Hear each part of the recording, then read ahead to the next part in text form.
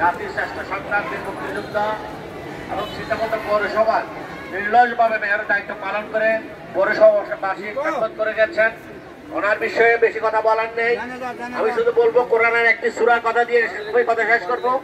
আল্লাহ রাব্বুল আলামিন বলছেন, ওয়াল আসর ইন্নাল ইনসানা লাফি খুসর ইল্লাল্লাযীনা আমানু ওয়া আমিলুস সালিহাত ওয়া তাওয়াসাউ বিল হাক্কি ওয়া তাওয়াসাউ বিস সাবর।